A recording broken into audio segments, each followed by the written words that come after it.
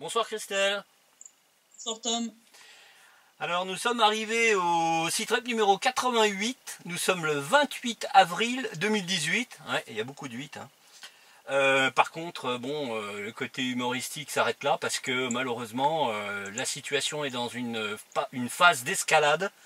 Et je dirais que ça se reconnaît par le nombre de victimes, c'est-à-dire de morts civiles. Et là, on est clairement dans une des pires périodes depuis plusieurs années. Hein.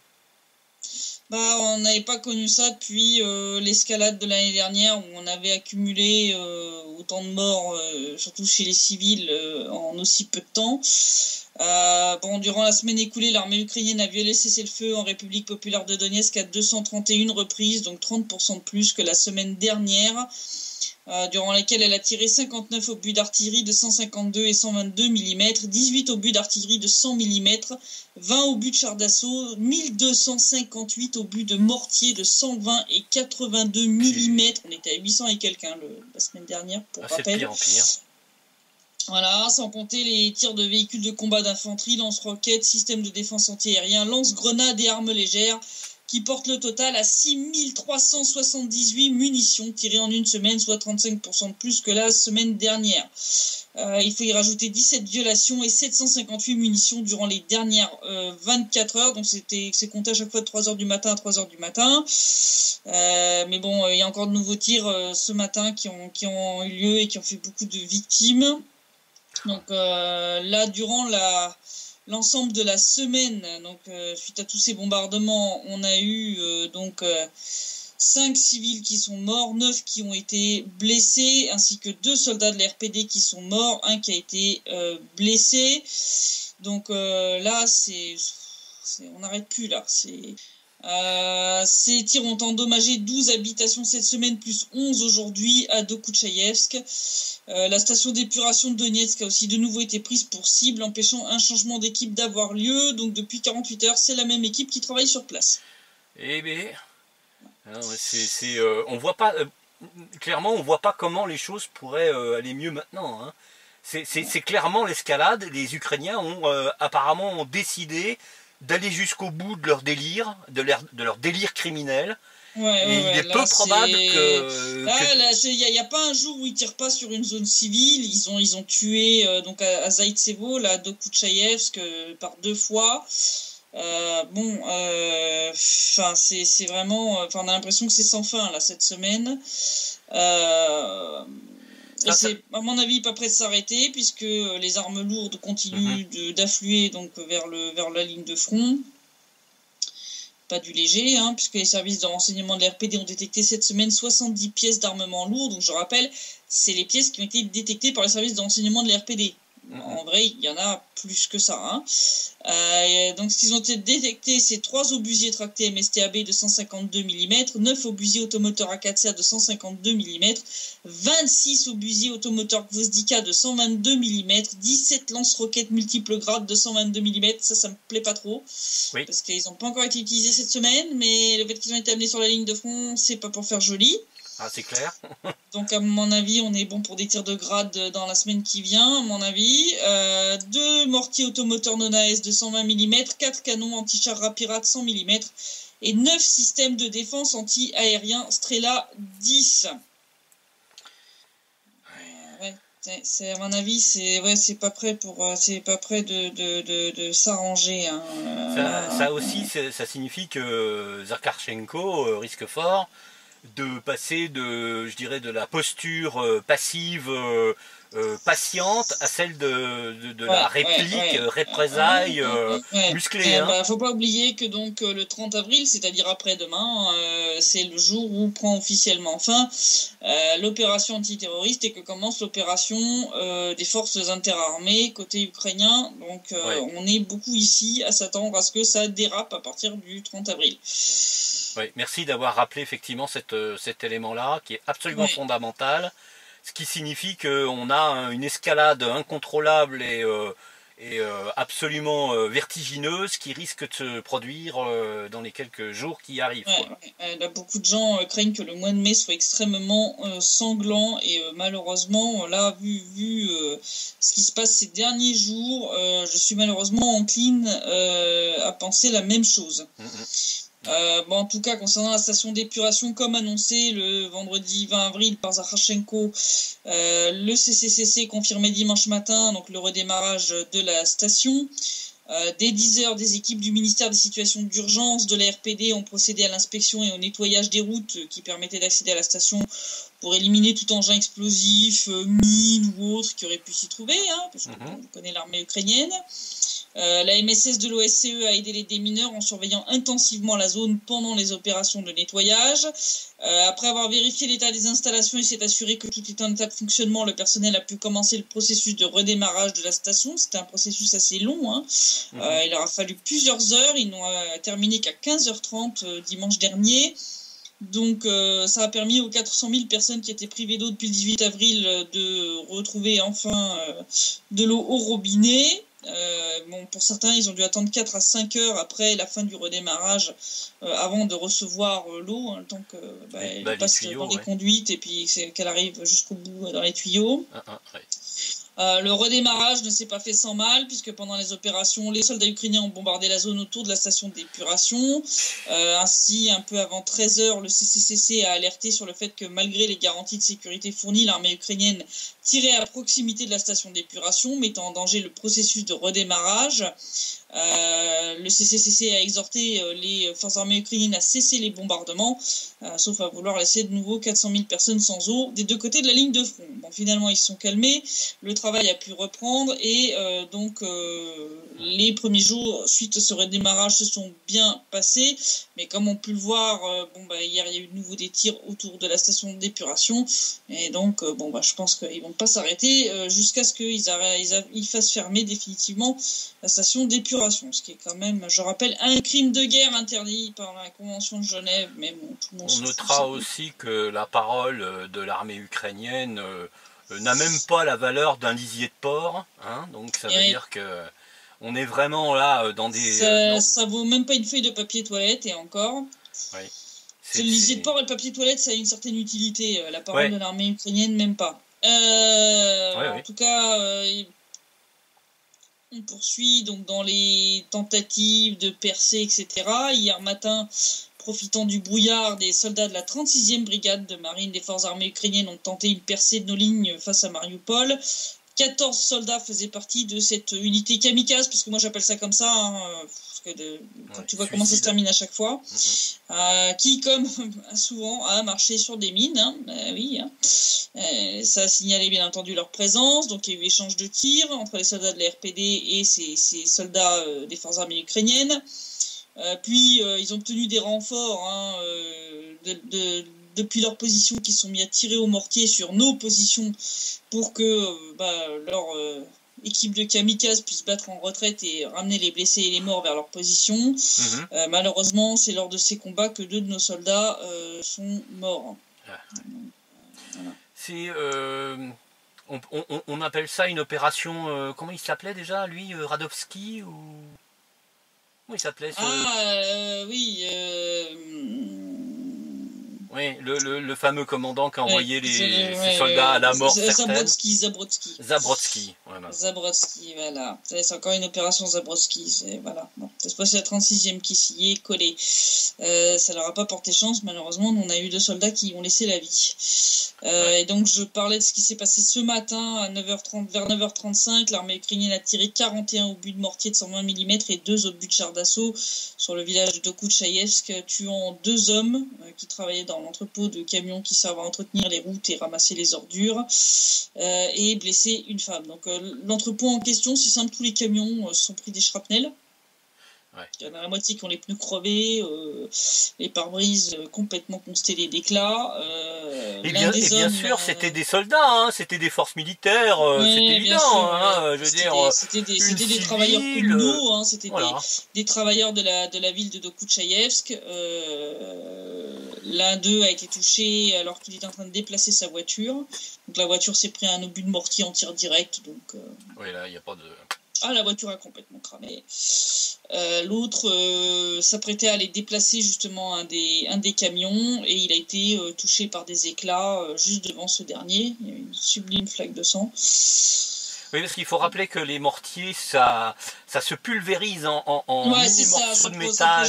C'est des lames de rasoir, ça déchiquette. C'est-à-dire que les gens qui survivent à ça, s'ils ne vident pas par le sang, ils sont estropiés, gravement mutilés. C'est fait pour mutiler. Hein, c'est vraiment l'arme dégueulasse par excellence. Hein. Ouais.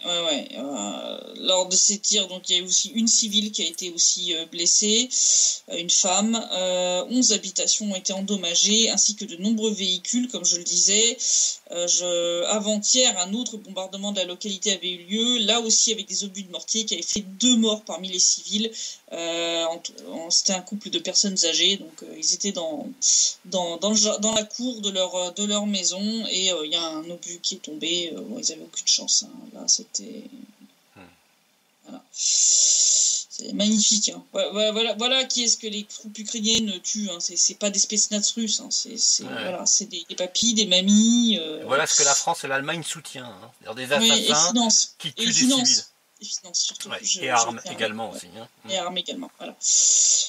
En tout cas, parmi les troupes ukrainiennes, il y a toujours autant de pertes hors combat. Ainsi, 4 soldats ukrainiens de la 95e brigade aéroportée ont été blessés lors de tests de nouveaux obus de mortier de 120 mm pour le fameux mortier Molot. Je rappelle ce mortier qui a une fâcheuse tendance à exploser à la gueule des soldats qui l'utilisent. Ah oui. C'est celui qui est surnommé le broyeur de soldats ukrainiens. Ah oui, c'est un truc adapté, je sais pas quoi, il y a une histoire comme ça, non? Non, mais c'est une des inventions de l'industrie ukrainienne, de l'armement ukrainien. Et leur mortier, c'est de la merde. Et ce mortier Molot a une fâcheuse tendance à exploser un petit peu trop intempestivement. Et donc, il a tué bon nombre de soldats ukrainiens à cause de ses défauts de fabrication. Voilà. Eh bien. Et donc là, ils ont décidé de tester les nouveaux obus pour ce mortier tueur. Hein. Ah bah c'est réussi. Hein. Ouais. Alors, faut savoir qu'il y avait sur place des observateurs de l'OTAN, donc des spécialistes de l'artillerie, et les designers de ces obus. Alors, ces gens-là, eux, ils étaient dans des abris. Hein, voilà. Et les soldats qui, eux, étaient chargés de tester ces obus, eux, par contre... macache, quoi, ils étaient sans protection aucune. Bien entendu, ce qui devait arriver est arrivé. Un des obus a explosé à la sortie du tube, blessant les 4 soldats qui étaient en train de tester l'obus. Et dans la 54e brigade, ils ont eu 11 soldats blessés à divers degrés, après que leur camion ait roulé sur une mine anti-char près de la localité de Klesheyevka, à 12 km de la ligne de front. Donc moi, j'aimerais savoir qu'est-ce que foutait une mine anti-char à 12 km de la ligne de front. C'est pitoyable et c'est absolument dramatique à la fois. Parce qu'effectivement, on voit très mal l'utilité d'une mine anti-char, si ce n'est de mutiler des civils, hein, parce qu'à 12 km du front... t'as surtout de bonnes chances, c'est ça, qu'un autobus ou une voiture passe dessus, quoi. Voilà. Je veux dire,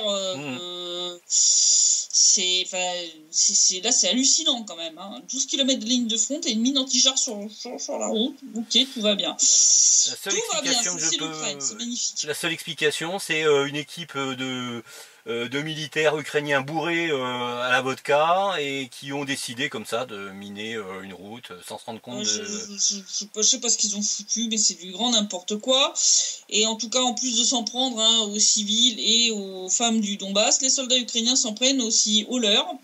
Ainsi, une affaire sordide semble avoir eu lieu dans la fameuse 93e brigade. Je dis fameuse parce qu'elle est bien connue pour ses nombreux crimes de guerre. On a parlé de cette brigade pas mal de reprises.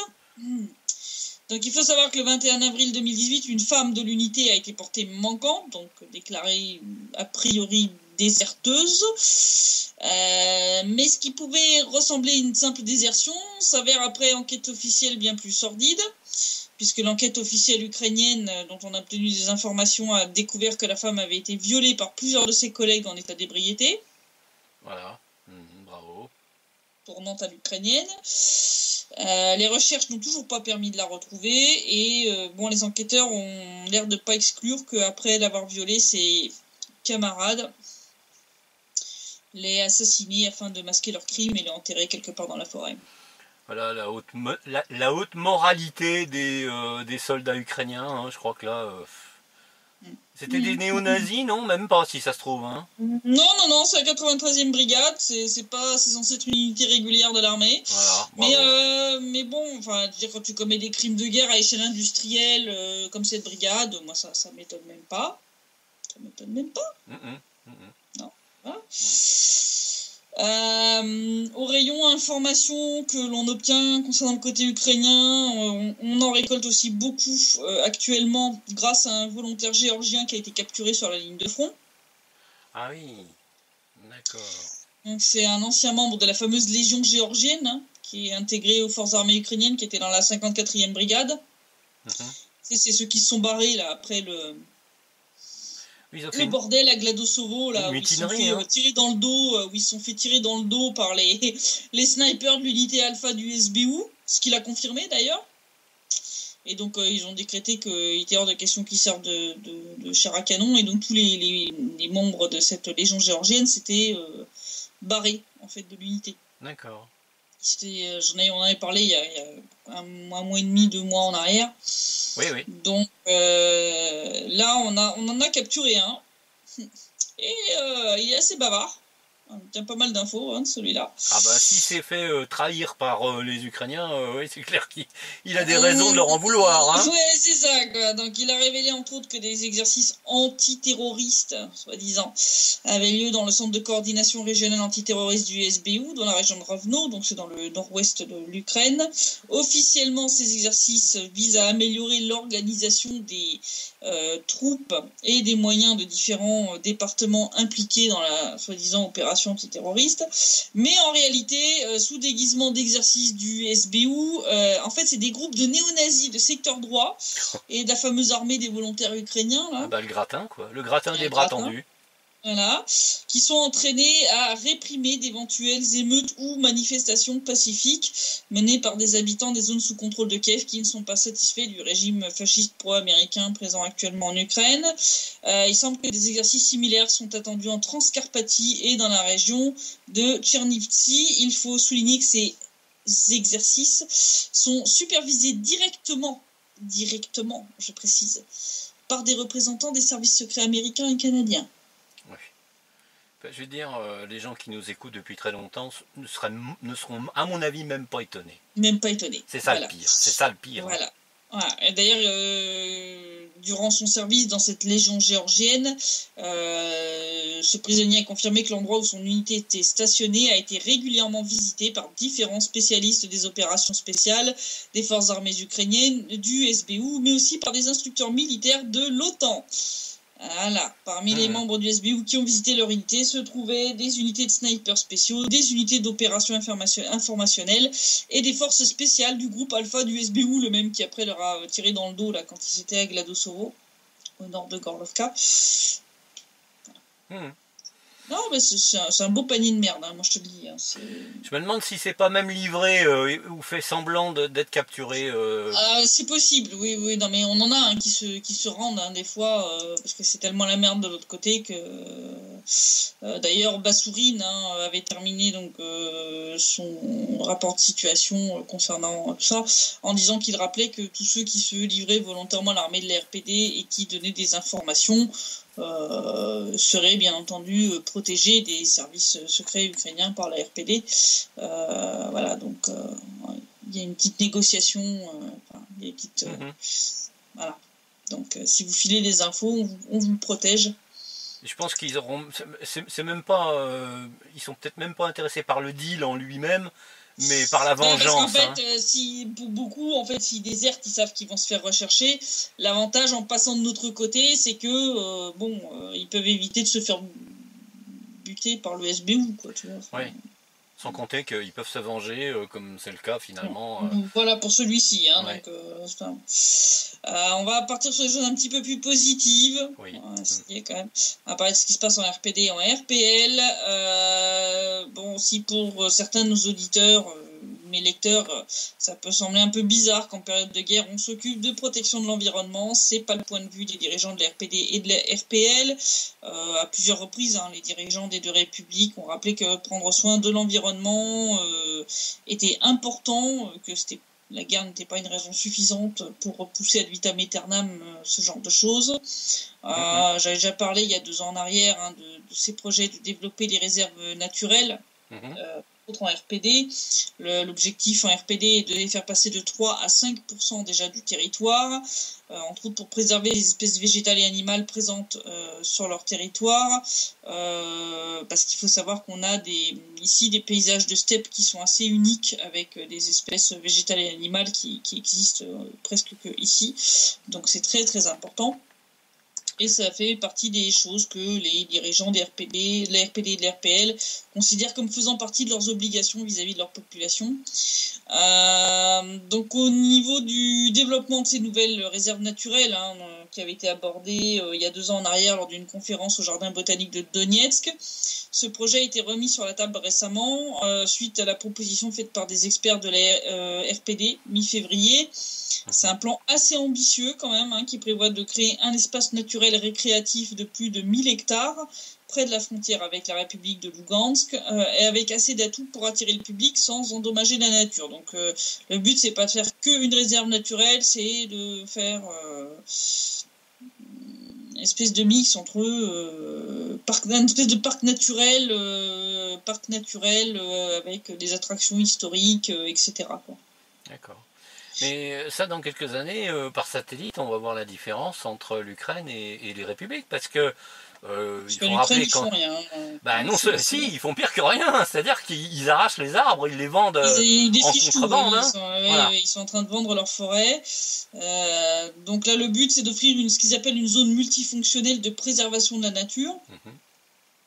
Donc, qui combinera donc à la fois une réserve naturelle, mais aussi des attractions historiques, folkloriques, des zones de loisirs, des zones intéressantes sur le plan ethnographique ou paléontologique, parce qu'il y a des zones aussi intéressantes sur le plan de la paléontologie. Donc, c'est le but de créer une espèce de parc de loisirs et de nature. Donc, c'est ça le plan. Donc le plan de développement de ce parc sera calqué sur celui de la réserve de Balka Skelevaya, qui est pas très très loin, et devrait inclure donc les villages d'Olkhovatka et Ilinka, où se trouve entre autres une steppe unique en termes de roches et de plantes rares, une église du XVIIIe siècle, une ancienne mine qui pourrait être rendre assez facilement visitable, et une source d'eau extrêmement pure, donc de quoi attirer les visiteurs sans négliger donc l'aspect protection de la nature, comme je l'ai dit, hein. Le but c'est pas de tout saccager en faisant venir des hordes de touristes. Oui. Donc là la proposition des experts a été soumise aux autorités. Une fois validée, elle deviendra le cadre de base du projet final. L'autre gros projet en matière d'écologie qui a été lancé en RPD, c'est celui de l'élaboration du livre rouge, qui fixera la liste donc, des espèces végétales et animales rares que la République doit impérativement protéger, donc c'est les espèces en danger. C'est un travail de longue haleine qui pourrait prendre jusqu'à 2 ans. Pour l'instant, donc, on est en attente du vote par le Conseil des ministres de la RPD d'une résolution pour fixer la méthodologie de travail de la commission chargée d'élaborer ce livre rouge. Ce n'est qu'après que le travail scientifique à proprement parler pourra commencer. Et pour mener à bien tous ces projets, la RPD ne sera pas seule, puisque cette semaine, donc le 25 avril, il a été annoncé par Roman Kishkan, hein, qui est le président du comité d'État pour la politique environnementale et les ressources naturelles. Il a annoncé donc que la RPD et la RPL ont prévu de signer fin mai un mémorandum de coopération dans le domaine justement de la politique environnementale et des ressources naturelles. Donc cette signature devrait avoir lieu après la conférence internationale sur l'environnement intitulée Grand Donbass, qui devrait avoir lieu en République populaire de Donetsk. Et donc c'est lors de cette conférence qu'il est prévu de signer ce mémorandum de coopération avec la République voisine de Lugansk. La première réunion bilatérale a déjà eu lieu le 25 entre les deux républiques avec l'aide du chef de la RPD, Alexandre Zakharchenko. Je rappelle que pour Zakharchenko, la protection de l'environnement, c'est un sujet important. Il a de nombreuses occasions, il l'a rappelé, déclaré, il s'est investi beaucoup là-dedans. C'est un sujet qui lui tient beaucoup à cœur. Cette coopération devrait permettre entre autres de développer la foresterie, donc tout ce qui est exploitation soutenable des forêts, régler le problème des mouvements transfrontaliers et du traitement des déchets. Ça, c'est un gros sujet parce que en Ukraine, de manière générale, c'est une catastrophe la gestion des déchets.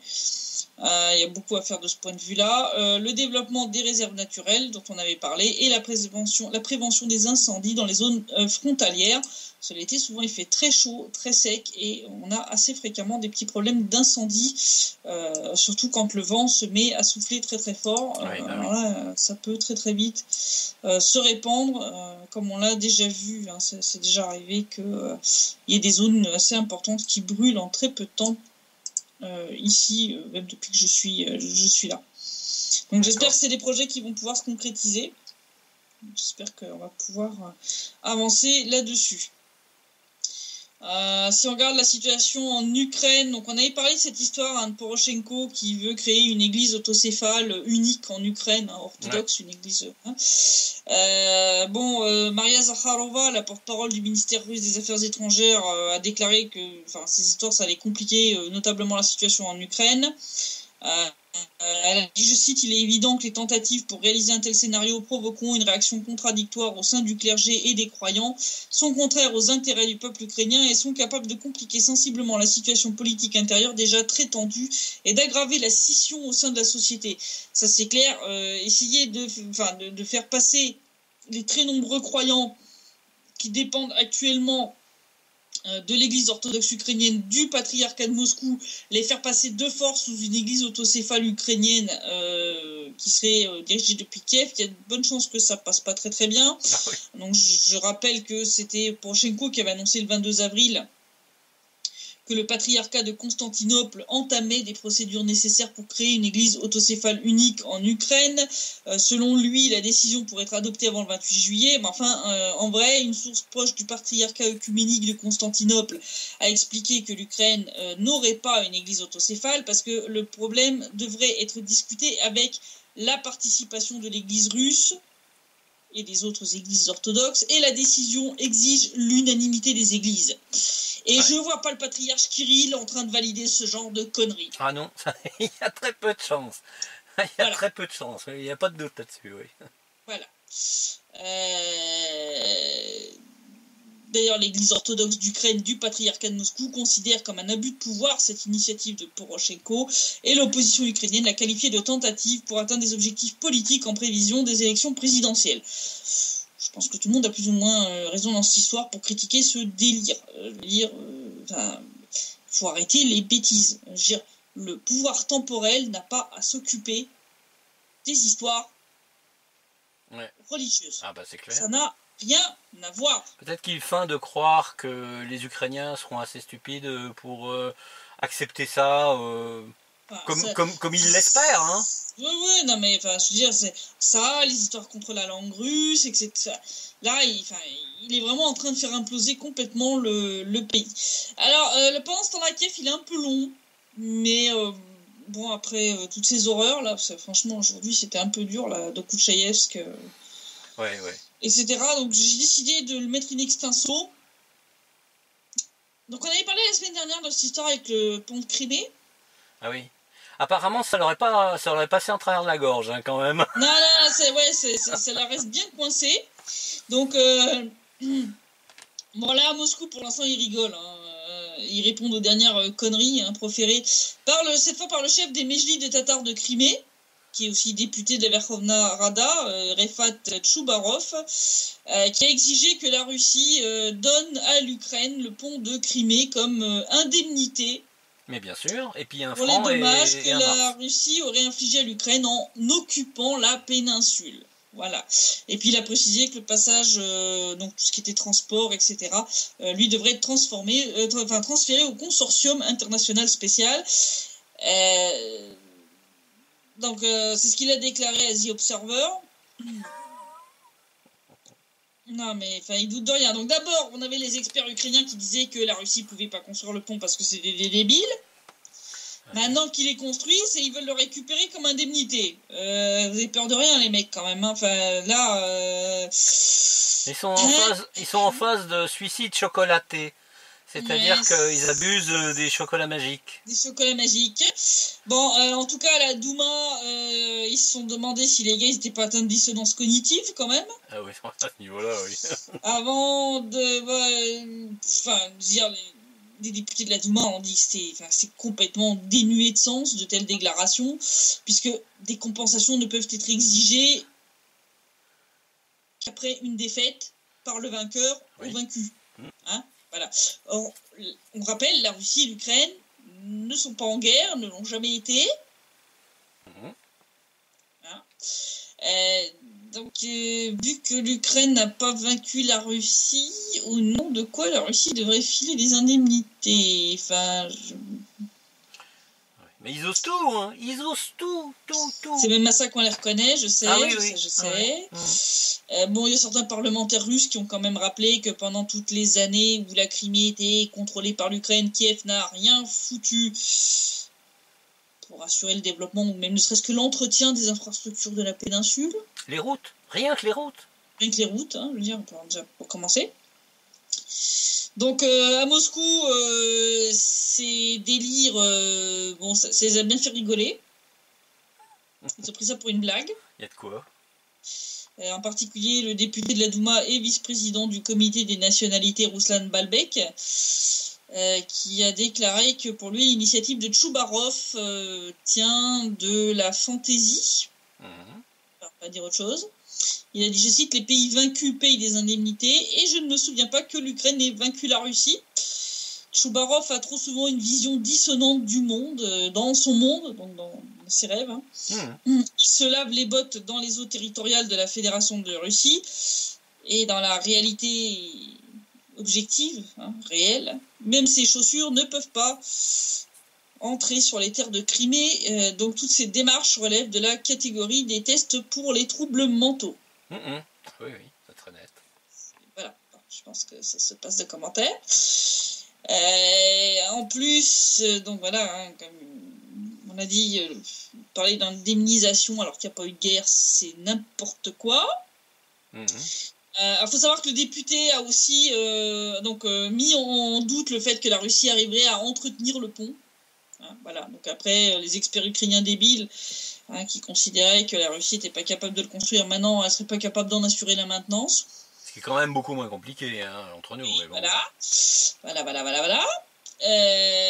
Donc là, c'est un autre député de la Douma, qui vient de Sébastopol, hein, Dimitri Belik, qui a noté que la logique des arguments de Tchoubarov est clairement déformée. Il a dit dès le premier jour, quand ils ont su que nous commencions à construire un pont, les politiciens ukrainiens ont crié à l'unanimité qu'il n'y aurait pas de pont, que nous le dessinions dans Photoshop et que nous installions des clips vidéo. En principe, les politiciens ukrainiens peuvent maintenant faire un certificat dans le même Photoshop, dans lequel ils écriront qu'ils ont reçu le pont de Crimée à titre d'indemnité, de compensation ou autre chose du genre. Ils n'attendront pas de telles actions de la part de la Russie, nous le comprenons parfaitement. Voilà. Ah bah oui, puisque ils ont dit que les Russes étaient incapables de faire ce pont, donc à la limite, une seule photo suffira pour compensation. Oui, c'est ça, quoi. Il a aussi, d'ailleurs, ce même parlementaire, souligné la nature contradictoire des actions et des déclarations de Kiev concernant la Russie et la Crimée dans son ensemble. Il a dit, je cite, « Les gémissements de l'Ukraine sur le pont s'apparentent à sa position sur le système de transport de gaz.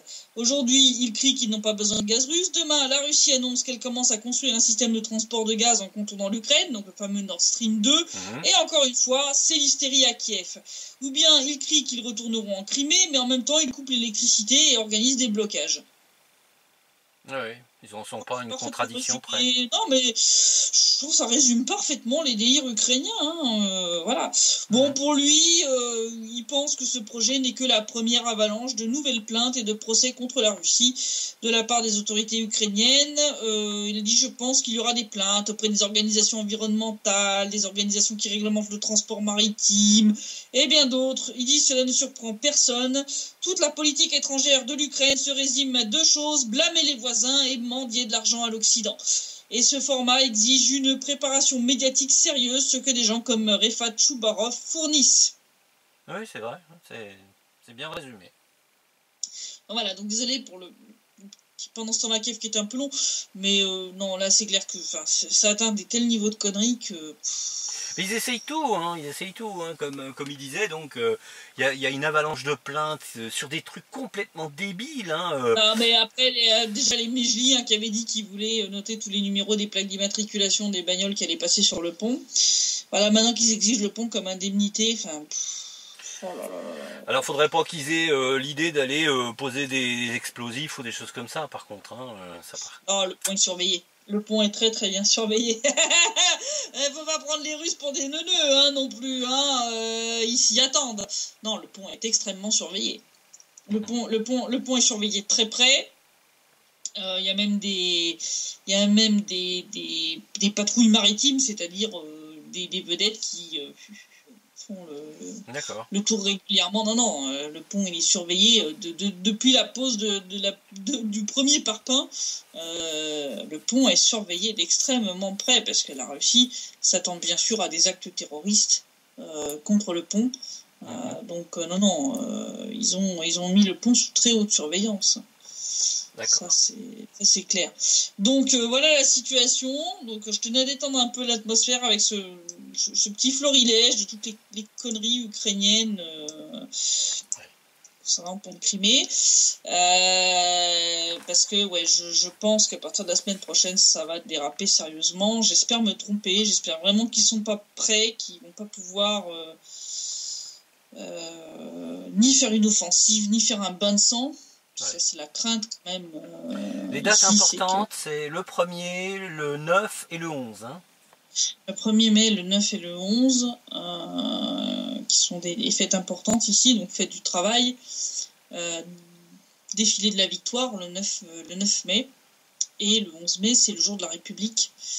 Et je pense que cette signature le 30 avril de Poroshenko n'est pas un hasard.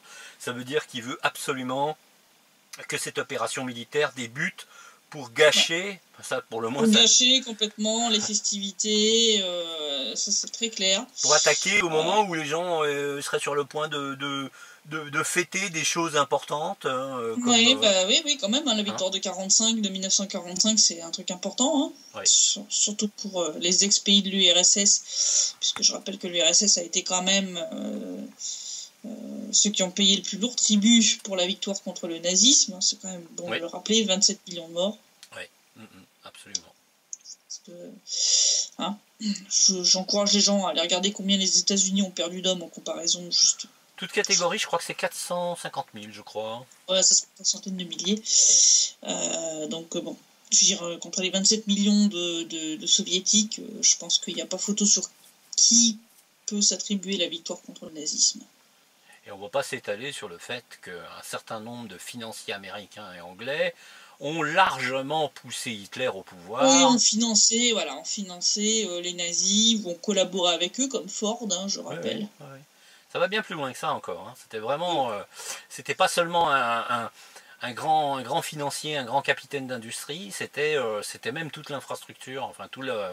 il y a eu des coopérations importantes entre des industriels, Ford en est l'exemple le plus connu, des financements, des soutiens, il y en avait qui étaient, même en Angleterre, il y avait des membres de la famille royale qui étaient ouvertement pro-Hitler.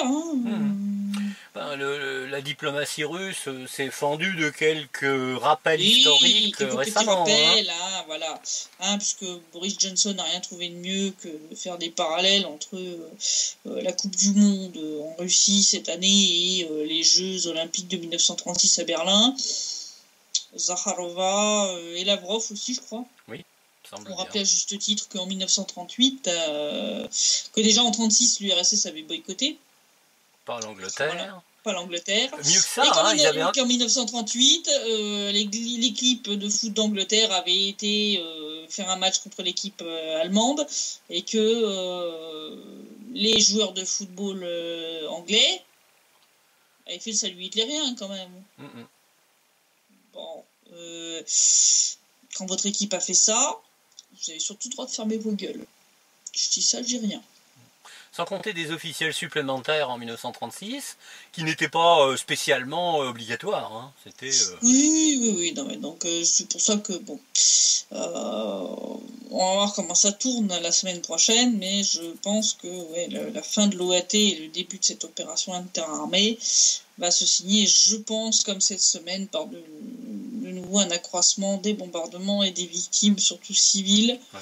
Donc là, ils s'acharnent vraiment sur les civils. Enfin, tu vois, là, depuis ces derniers jours, c'est vraiment, ils ne tirent que sur des... Saïd Sevo, deux coups de Chaïevsk, deux coups de Chaïevsk en 3 jours. Là, ils s'acharnent vraiment sur certains points de la ligne de front. Depuis très longtemps, nous, on annonce la possibilité de faire une information spéciale, hein, une séquence vidéo spéciale. J'ai peur malheureusement que nous approchons de la première émission spéciale. Elle sera facile à reconnaître, hein, puisque il y aura une devanture rouge et il y aura un encart spécial sur ton côté. Hein, pour signaler qu'il s'agit d'une émission spéciale, parce que malheureusement le 30 c'est dans la semaine là. Hein, c'est lundi, hein, c'est après-demain, hein, c'est lundi. Et je dis là ici on s'attend à ce que le mois de mai soit sanglant. Je veux dire que ce soit les soldats, que ce soit les civils ici ou les officiels, tout le monde est assez inquiet. Surtout quand on voit l'évolution récente de la situation. Là, quand tu vois le bilan de cette semaine-ci, que tu compares avec les semaines précédentes, il n'y a même pas photo. Là, on commence à compter les victimes civiles comme les petits pains. Ça commence à être pas bon quand même. Là, ça commence à être pas bon du tout. J'ai rarement vu et là, on voit un usage intensif. Usage intensif, donc ils ont ressorti de nouveau. On a vu l'artillerie de 152, de 122 mm, même de l'artillerie de 100 mm. Les mortiers de 120 mm ont été utilisés de manière extrêmement massive. Ceux de 82 aussi. C'est pas bon. C'est pas bon du tout. Là, quand je vois ces lance-roquettes multiples grades qui sont amenés près de la ligne de front, moi, ça m'inquiète. Ma crainte, c'est qu'ils les utilisent. Ça, c'est des armes de destruction lourdes. Hein. Je veux dire, s'ils tirent un panier, c'est 12 roquettes. 12 roquettes, et 12 roquettes n'atterrissent pas exactement au même endroit. Ah ben c'est une opération, c'est du hachage. C'est de l'opération, c'est-à-dire le principe du lance-roquette multiple, pour ceux qui ne savent pas ce que c'est. Donc c'est 12 roquettes qui sont dans un gros lanceur posé sur un camion, et les roquettes sont légèrement décalées. Et donc en fait, elles vont arroser toute une zone. C'est-à-dire, le but, c'est pas de pilonner plusieurs fois le même endroit. C'est broyer toute une zone. Le but, c'est d'arroser. C'est-à-dire, tu broies tout sur une zone déterminée. 12 roquettes, ça te fait... si tu tires ça sur des zones civiles densément peuplées, je te laisse imaginer le carnage. Ça fait des beaux dégâts sur un terrain de foot, quoi. Bah voilà, c'est là, tu vois, Dokuchaïevsk, là où on a eu deux morts avec des obus de mortier, 2 morts et un blessé aujourd'hui. Si c'était du grade, les morts, on les aurait comptés au moins par 10. Hein. Au moins. Donc ça, c'est le truc qui m'inquiète, c'est de voir ces lance-roquettes de nouveau de sortie. Ça, c'est quand même pas bon. Ça, c'est quand même pas bon du tout. Donc, j'espère que je me trompe. J'espère qu'ils vont pas arriver à leur fin, que leur désorganisation interne est telle que ça les empêchera de faire quoi que ce soit. Mais je suis pas très, très optimiste. Voilà. Donc, je te dis, je l'espère que à samedi prochain. Et sinon, comme on l'a dit, on fera un numéro spécial. Mais j'espère qu'on n'en aura pas besoin et j'espère qu'ils vont pas pourrir les festivités du mois de mai. Ça, à mon avis, il faut pas trop y compter. Ouais, non, j'y compte pas trop non plus, mais bon. Donc je dis, j'espère qu'à samedi prochain, je te souhaite une bonne soirée. Merci Christelle, merci pour ton travail et surtout prudence, courage, parce qu'effectivement on arrive là dans une période extrêmement dangereuse. Elle l'était déjà jusqu'à présent, mais là c'est un concentré là. Voilà. Ouais. À samedi prochain. Merci Christelle. Au revoir. Au revoir.